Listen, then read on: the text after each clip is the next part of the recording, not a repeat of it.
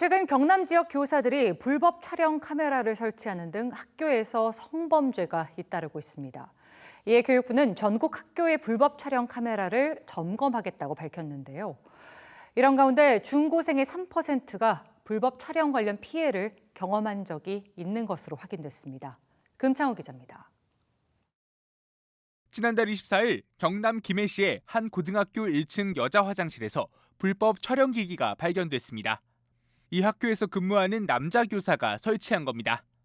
이틀 뒤엔 경남 창녕군의 한 중학교 교사가 여자 교직원 화장실에 불법 촬영 카메라를 설치한 사실도 드러났습니다.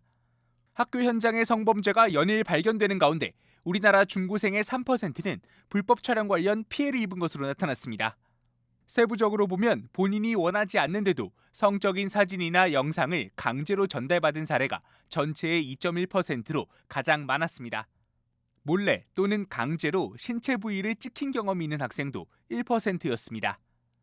학교 생활을 하며 성희롱을 당한 일도 적지 않았습니다.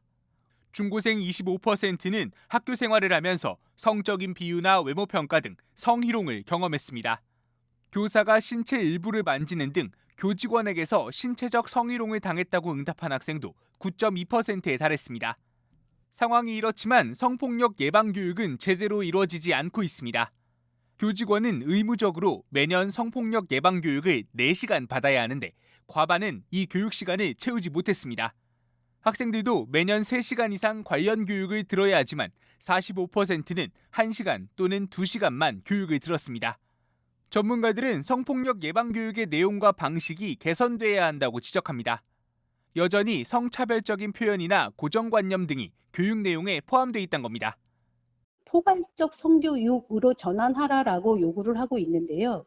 인권과 성평등에 기반해서 인간의 전반적인 생애 과정에서 나의 성별 정체성을 알고 그 역할을 내가 규정할 수 있게 하는 힘, 다양한 성적 지향성과 친밀감, 그리고 또 거기서 나타나는 관계의 재생산 등 여러 관련된 인생의 경험들을 전문가들은 또 교대와 사범대의 교육 과정을 바꿔 교원 양성 단계부터 성인지 관련 교육을 의무화해야 한다고 강조했습니다.